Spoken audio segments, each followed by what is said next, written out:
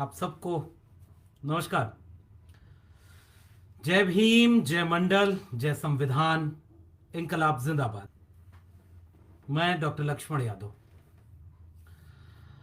लंबे वक्त से सोशल मीडिया पर यह चर्चा चल रही है। तमाम लोग इस बात के लिए मुझे फ़ोन और मैसेज कर रहे हैं कि क्या वाकई आपको नौकरी से निकाल दिया गया है और इसकी क्या विवरण है, क्या परिस्थितियां हैं, इसको लेकर के क्या बातचीत है।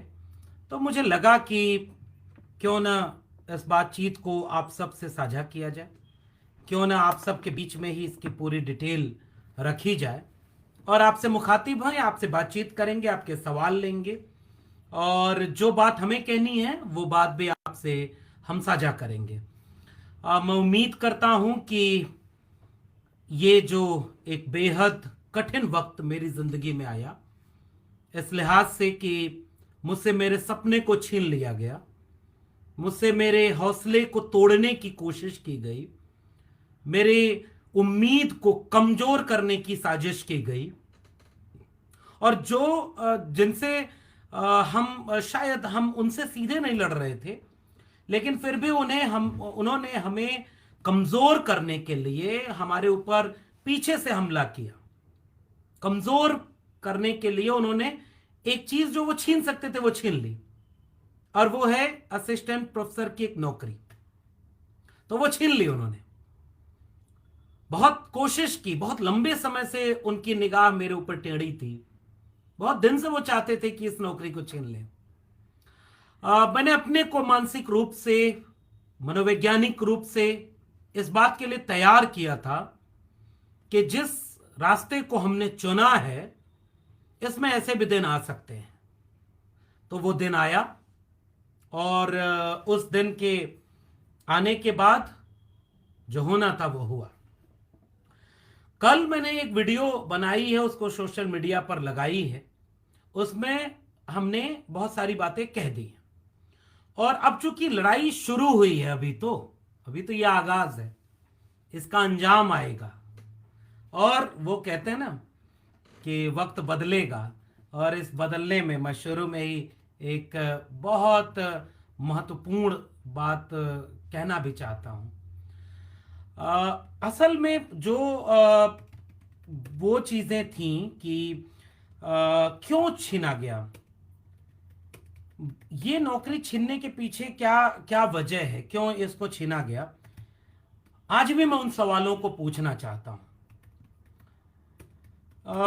मैं जानना चाहता हूं कि इस नौकरी के छीनने के पीछे की वजह क्यों नहीं बताई जाएगी, क्यों नहीं इस बात को हमें जानने का हक है कि आपने इस नौकरी को क्यों छीना। इस पर आएंगे। शुरुआत में ही मैं देश भर के अपने अनगिनत चाहने वालों को सलाम करता हूं। इतना दुख तो इस नौकरी के जाने का नहीं हुआ, इतना भावुकता इस नौकरी के जाने से भी नहीं हुई, जितना पूरे देश के लोगों के इस प्रेम और मोहब्बत से भावुक हो गया मैं। शुक्रिया कैसे कहूं।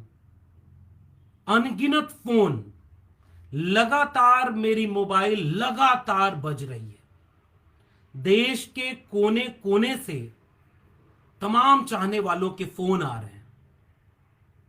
कोई हिम्मत हौसला दे रहा है, कोई हमें यह ताकत दे रहा है कि हम और कैसे हिम्मत और हौसले से ये लड़ाई को आगे बढ़ाएंगे।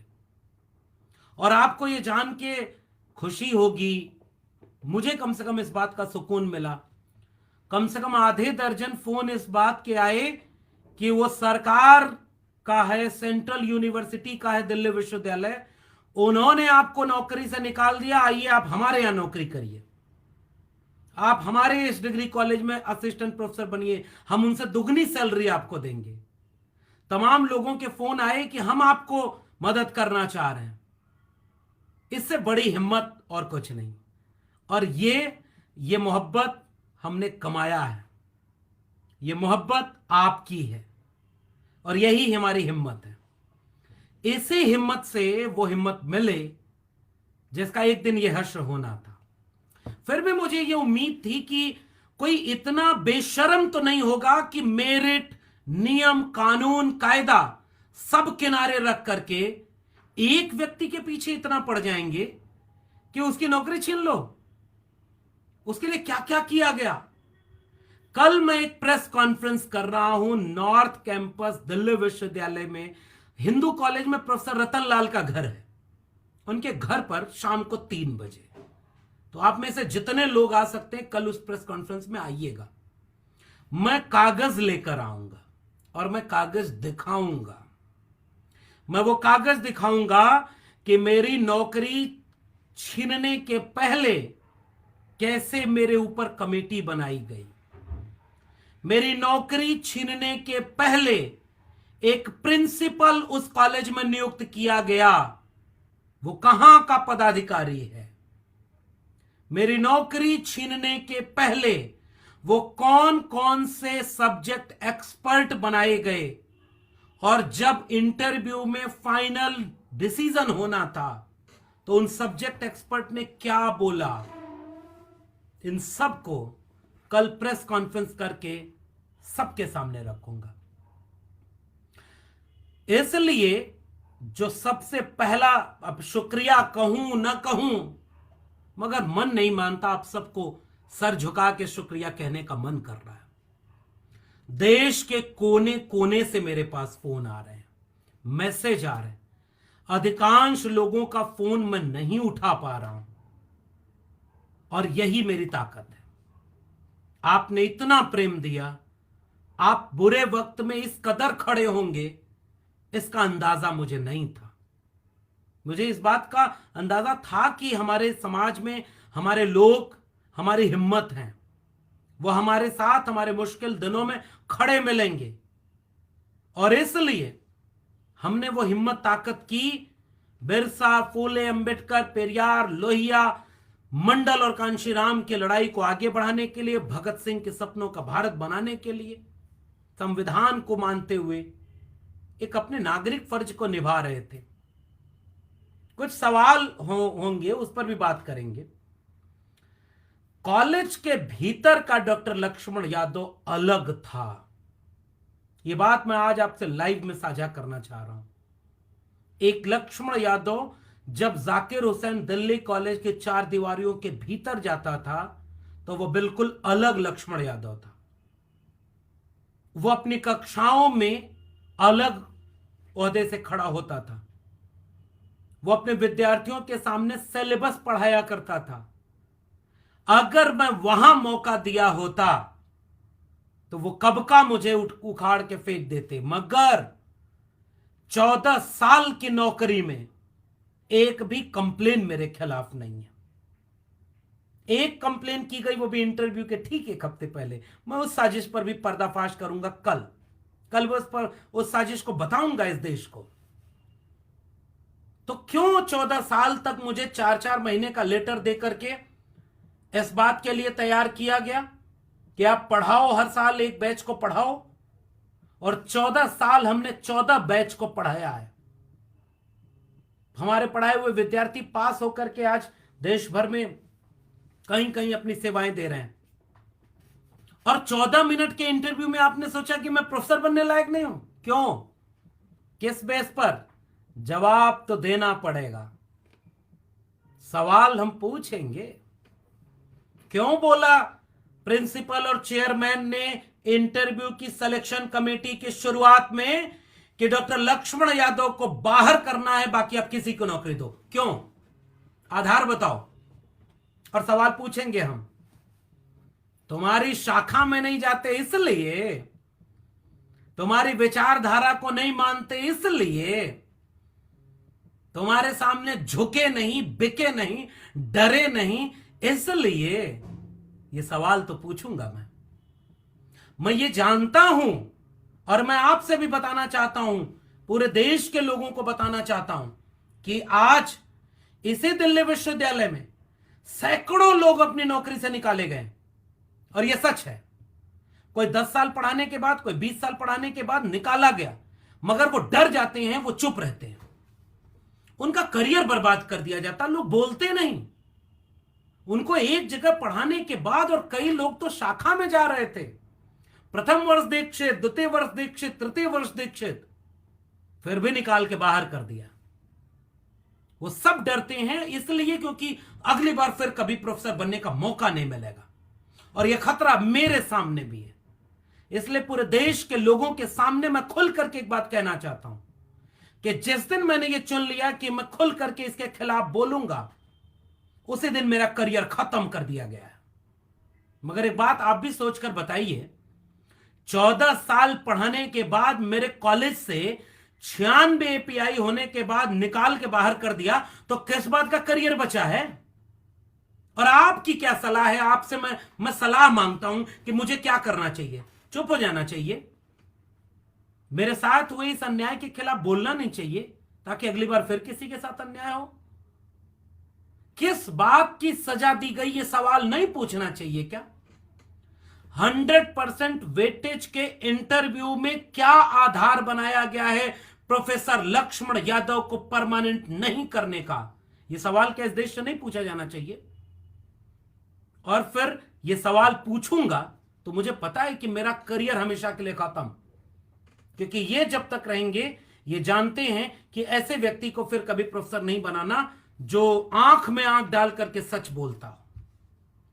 लेकिन क्या इस सवाल को नहीं पूछा जाना चाहिए? इसलिए मैं आपसे कहने आया हूं, और कल मैं और कुछ बातें भी इस देश में साझा करूंगा। वो बातें क्या हैं? वो मेरे लहजे में जी हजूर न था और कोई मेरा कसूर न था। इसके आगे बढ़ करके मैंने एक कविता सुनाई थी कल वाली वीडियो में।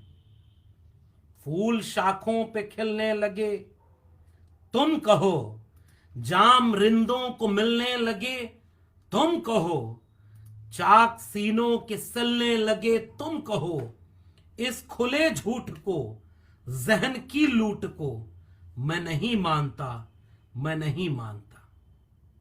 तुमने लूटा है सदियों हमारा सुकून, अब न हम पर चलेगा तुम्हारा फुसून। चारागर दर्दमंदों के बनते हो क्यों, तुम नहीं चारागर, कोई माने मगर, मैं नहीं मानता, मैं नहीं मानता। इसलिए आज लाइव आकर के आपसे यही 2-4 बातें कहने आया। पहली बात कि आपने जो हिम्मत और हौसला दिया है, आपने जो ताकत दी है, आपने जो ये साहस दिया है, उसकी वजह से हमें हिम्मत आई है। ये बहुत बुरा वक्त है मेरे लिए। मेरे सपने को मुझसे छीना गया है, मेरे ख्वाब को मुझसे नोच लिया गया है। लेकिन क्या छीन सकते हो तुम? एक नौकरी ना। तुम तो लोगों की जान छीन ले रहे हो। तुम जाने कितने प्रोफेसर, डॉक्टर, इंजीनियर, पत्रकारों को जेल में डाले हुए हो। तुमने जाने कितने लोगों को फर्जी मुकदमे में फंसा रखा है। तो चुप हैं, वो भी मारे जा रहे हैं। तो मैं बोल करके मारा जाऊं तो क्या बुरा? इसलिए साहस करके बोल रहा हूं, और जान जोखिम में डालकर वो सच बोल रहा हूं जिसे इस मुल्क के अखबार नहीं लिख सकते। कल की प्रेस कॉन्फ्रेंस में कई सवाल पूछूंगा। सवाल नंबर 1, क्या दिल्ली विश्वविद्यालय में घूस लेकर नौकरी हो रही है? पता लगाइएगा आप भी। मैं सवाल पूछूंगा कि दिल्ली विश्वविद्यालय में आरएसएस और बीजेपी के कैडर को कैसे भरा जा रहा है। उनके लिए कोई मेरिट नहीं और हमारे लिए मेरिट। मेरा सवाल होगा कि क्यों निकाला, कारण बताओ, और तुम्हें बताना पड़ेगा। मेरा सवाल होगा कि क्या विरोधी विचार के लोग विश्वविद्यालय में प्रोफेसर नहीं बनेंगे? तो इसका मतलब फिर इंटरव्यू किस बात का होता है? सब्जेक्ट एक्सपर्ट क्यों बैठते हैं? सैकड़ों लोगों को इंटरव्यू में क्यों बुलाया जाता है? दिल्ली विश्वविद्यालय शिक्षक संघ ने यूनानिमस डिसीजन लेकर क्यों बोला है कि जो जहां पढ़ा रहा है उसको वहां परमानेंट किया जाए? और 14 साल हमसे क्यों पढ़वाया अगर हम में शिक्षक बनने का हुनर नहीं था? उन सारी चीजों को कागज लेकर के कल मैं प्रेस कॉन्फ्रेंस में आऊंगा। अपने बारे में भी बात करूंगा, लेकिन इस लड़ाई को अब आगे बढ़ाने के लिए, देश के कैंपसेस को बचाने के लिए, उच्च शिक्षा को बचाने के लिए अब इसे एक जन आंदोलन में तब्दील करना आपका काम है। जितने लोग इस वीडियो को देख रहे हैं देश में जहां कहीं भी हैं, आप जो कर सकते हैं इसे जन आंदोलन में बनाने के लिए आप वो करिए। ये मेरी अपील, ये मेरी गुजारिश और ये मेरा निवेदन आपसे है। आज हमारी नौकरी गई है, क्या आपके लोग ऐसे ही कुर्बान होने के लिए बने हैं? और कितने लोगों की नौकरी जाएगी तो इस देश में लोग इस बात के लिए जागरूक होकर सड़कों पर उतरेंगे कि नहीं भाई, इन कैंपसेस को बर्बाद नहीं करने देंगे, इनको आरएसएस का अड्डा नहीं बनने देंगे, इनको प्राइवेट हाथों में नहीं बेचने देंगे। कब आप कर सकते हैं तो आप थोड़ा सड़क पर आ करके उतरिए ना। आप ज्ञापन लिखिए राष्ट्रपति के नाम, एक हुक्मरान के नाम एक चिट्ठी लिखो और उसमें आप लिखना कि लानत है। एक लोग की नौकरी छीन लोगे तो गुरूर थोड़े ही छीन लोगे, आप हिम्मत और हौसला थोड़े ही छीन लोगे। इसलिए कल अगर आप पूरे देश में ज्ञापन दे सकते हैं तो ज्ञापन दीजिए कि विश्वविद्यालय के प्रोफेसरों को क्यों निकाला। ज्ञापन देकर सवाल पूछ सकते हैं तो सवाल पूछिए कि नई शिक्षा नीति के नाम पर इस देश के सरकारी शिक्षा, सरकारी स्कूल, सरकारी विश्वविद्यालयों को प्राइवेट हाथों में क्यों बेच रहे हैं। सवाल पूछ सकते हैं तो पूछिए कि क्यों डॉक्टर लक्ष्मण यादव को निकाला गया, इसका जवाब दो। जहां भी आप देश भर में 4 लोग भी खड़े हो सकते हैं तो पूछिए ना। दिल्ली विश्वविद्यालय के कुलपति से पूछिए ये सवाल, जाकिर हुसैन दिल्ली कॉलेज के प्रिंसिपल से पूछिए ये सवाल, यूजीसी के चेयरमैन से पूछिए ये सवाल, देश के शिक्षा मंत्री से पूछिए ये सवाल, देश के प्रधानमंत्री से पूछिए ये सवाल कि क्यों निकाला डॉक्टर लक्ष्मण यादव को। कारण बताओ और लिखित कारण बताओ। क्या लक्ष्मण यादव की मेरिट चेक की, क्या विषय का ज्ञान चेक किया, इंटरव्यू के बेस पर तुमने निर्णय लिया और लक्ष्मण यादव को हटाकर किसको रखा है? तुम उसकी मेरिट दिखाओ। और इसका जवाब मैं भी मांगने आऊंगा कल दोपहर 3 बजे दिल्ली विश्वविद्यालय नॉर्थ कैंपस में प्रोफेसर रतनलाल के घर पर। वहीं हम प्रेस कॉन्फ्रेंस करेंगे और यह प्रेस कॉन्फ्रेंस दिल्ली विश्वविद्यालय के तमाम शिक्षक संगठन, तमाम छात्र शोधार्थी मिलकर आयोजित कर रहे हैं। और देश भर के लोगों से मेरी अपील है, इसे एक जन आंदोलन बनाइए। Save education, save nation, save education, save constitution, save professors. इन्हें आरएसएस का अड्डा मत बनने दीजिए ना भाई। और इसलिए मैं कह रहा हूं, बोल के लब आजाद हैं तेरे, बोल जुबां अब तक तेरी है। कब तक चुप रहेंगे? इसलिए सवाल पूछिए। कारण बताओ नरेंद्र मोदी, कारण बताओ धर्मेंद्र प्रधान, कारण बताओ प्रोफेसर योगेश सिंह और कारण बताओ प्रोफेसर नरेंद्र सिंह। मुझे कारण जानना है, क्यों निकाला और क्या है। तुम नौकरी छीन लिए तो हमने भी सर पे कफन बांधा है। नहीं चाहिए ऐसी नौकरी जो रीढ़ को गला कर मिले। नहीं चाहिए ऐसी नौकरी जिसके लिए आरएसएस की शाखा में जाना पड़े। नहीं चाहिए, क्योंकि शाखा में जाना किसी यूजीसी की गाइडलाइन में नहीं लिखा है, दिल्ली विश्वविद्यालय की सिलेक्शन कमेटी की गाइडलाइन में नहीं लिखा है कि यह न्यूनतम एलिजिबिलिटी है। वरना लिख दो कि शाखा में नहीं जाओगे तो नौकरी नहीं मिलेगी। इसलिए हम ताक पर रखते हैं तुम्हारी ऐसी शर्तों को। और आप भी पूछना चाहते हैं कि बताओ, इसका जवाब दो कि हमें नौकरी से क्यों निकाला। तुम्हें नौकरी से भीख मांगने हम नहीं आएंगे। परिवार वालों ने इतनी हिम्मत और हौसला देकर यहां तक पहुंचाया तो सच बोलने के लिए, अगर आप बहुजन निडर होकर के, लिजलिजा होकर के तुम्हारा गुलाम बनने के लिए नहीं। दिल्ली विश्वविद्यालय में पीएचडी की अपने दम पर, इलाहाबाद विश्वविद्यालय के गोल्ड मेडलिस्ट हैं तो अपने दम पर। जब मेरिट दिखानी थी तो मेरिट दिखाई। अब तुम लड़ने की ताकत देखना चाहते थे तो अब तुम देखो। मैंने पहले ही कहा था, बर्रे के छत्ते में हाथ नहीं डालना था। मैं अब तक इसलिए बहुत बार चुप रहा कि इनको मौका न मिल जाए कि देखो ये कॉलेज में क्या करता है। पूछो मेरे विद्यार्थियों से कि मैं कॉलेज में क्या करता हूं। कोई एक कंप्लेन है क्या मेरे खिलाफ? किसी मेरे एक विद्यार्थी ने शिकायत की क्या? मैंने कभी कोई एक क्लास छोड़ी? कोई तो कारण बताओ। और आखिरी निवेदन, बहुत सारे लोगों के फोन मैसेज आ रहे हैं कि हम आपको पैसे देना चाहते हैं। अभी बस दुआएं दीजिए, जब जरूरत पड़ेगी तो हम बताएंगे। आपकी दुआओं से इतनी खुददारी है हम में और इतना मौका हमारे पास है कि रीढ़ तनी रहेगी ना तो जी खा लेंगे, नमक रोटी का इंतजाम रहेगा और अपने हुनर से इतना कर लेंगे और इस सोशल मीडिया के भरोसे कर लेंगे। आप यहां हैं तो यहां ताकत दीजिए और अभी कुछ नहीं चाहिए, और अभी केवल आपका साथ चाहिए, आपकी हिम्मत चाहिए। आपका सोशल मीडिया पर जितना प्रेम और प्यार मिला है वो सब मेरे लिए बहुत बड़ी पूंजी है। उसे मैं और मजबूत करना चाहता हूं, उसे मैं और ताकतवर करना चाहता हूं। और अब मैं दस्तावेजों के साथ इस लड़ाई को आगे बढ़ाऊंगा, अपनी किताब भी लिखूंगा, सारे काले कारनामों को भी लिखूंगा। अब देखा जाएगा। फैज होते फमीदा रियाज की कविता है, कुछ लोग तुम्हें समझाएंगे, वो तुमको खौफ दिलाएंगे। इस राह में रहजन है इतने, कुछ भी तो यहां हो सकता है, जो है वो भी खो सकता है। इस राह में रहजन है इतने, कुछ भी तो यहां हो सकता है। कुछ और तो अक्सर होता है, कुछ और तो अक्सर होता है।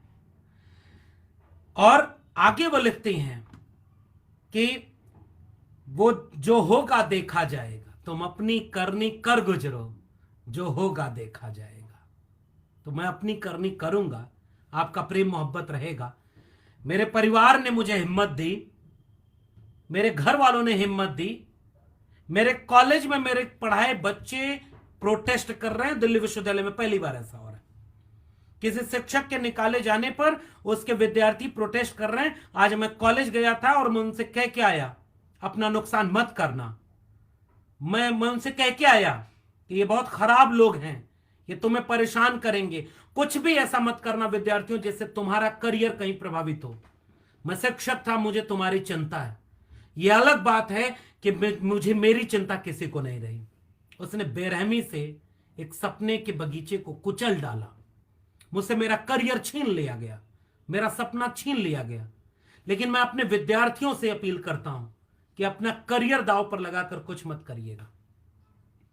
और विद्यार्थी प्रोटेस्ट कर रहे हैं जाकिर हुसैन में, क्यों? दिल्ली विश्वविद्यालय में कल आएंगे हजारों विद्यार्थी और प्रोफेसर, डॉक्टर, शोधार्थी। इसलिए ये जो आपकी मोहब्बत है ये मुझे हिम्मत देती है कि मुझे अभी और किसी चीज की जरूरत नहीं, इस सच के लिए लड़ेंगे। और इसलिए मैं आपसे कहने आया हूं कि अपने हिम्मत और हौसले को दीजिए। कुछ लोग कह रहे थे कि कॉलेज में रह के राजनीति करता था। नहीं भाई, तुम कॉलेज की मेरी क्लासरूम को नहीं देखते थे, उसको मैं सोशल मीडिया पर डालूंगा। अरे मूर्खों, कॉलेज के भीतर अगर मैं राजनीति करता तो कब के तुम्हारे लोग मुझे कॉलेज से भगा दिए होते। पूछना अपने आकाओं से, आज तक 14 साल तक क्यों कुछ न कर पाए। पूछना कॉलेज में मैं क्या करता था, पूछना जाकर जाकिर हुसैन कॉलेज और दिल्ली विश्वविद्यालय से। एक कंप्लेन है क्या मेरे खिलाफ? और तुम्हारे ये जो आरएसएस के लोग टीवी पर बैठकर जहर उगलते हैं, वो राजनीति नहीं करते क्या? दिल्ली विश्वविद्यालय जेएनयू में शाखाएं परेड लगा रही हैं, ये राजनीति नहीं है क्या? एक एक करके सबका जवाब दूंगा, याद रखना। तस्वीरों के साथ, आंकड़ों के साथ, लेख के साथ, दस्तावेज के साथ। बर्रे के छत्ते में हाथ नहीं डालना था। इसलिए अब लड़ाई होगी आर या पार की। कल 3 बजे दिल्ली विश्वविद्यालय Hindu college north campus professor Ratan Lal के घर प्रेस कॉन्फ्रेंस में मिलेंगे, आइएगा। और अभी और किसी चीज की मुझे जरूरत नहीं। मुझे अगर किसी चीज की जरूरत होगी ना तो बताऊंगा। अभी जरूरत है आपके हौसले और साथ की। अभी जरूरत है आपके इसे एक आंदोलन बना देने की। आइए इसे मिलकर विश्वविद्यालयों को बचाने का, शिक्षा को बचाने का, इस देश के संविधान को बचाने का आंदोलन बना दें। मिलकर लड़ेंगे, लड़ेंगे, जीतेंगे। तब तक आपका प्यार मोहब्बत जिंदाबाद। आपके फोन न उठा पाऊं तो नाराज मत होइएगा, सबके फोन नहीं उठा सकता, मगर हां, आप साथ हैं हमारे तो हमें डरने की जरूरत नहीं। मिलते रहेंगे। तब तक के लिए ये सोशल मीडिया प्लेटफॉर्म कक्षाएं छीन ली, ये मेरी कक्षा रहेगी। ये मेरा यूट्यूब चैनल, अब इसे सब्सक्राइब कराइए। ये मेरा फेसबुक पेज, यहां बैठकर पढ़ाऊंगा, हिंदी भी पढ़ाऊंगा, संविधान भी पढ़ाऊंगा, हक अधिकार की लड़ाई भी पढ़ाऊंगा। मिलते रहेंगे। बहुत बहुत धन्यवाद।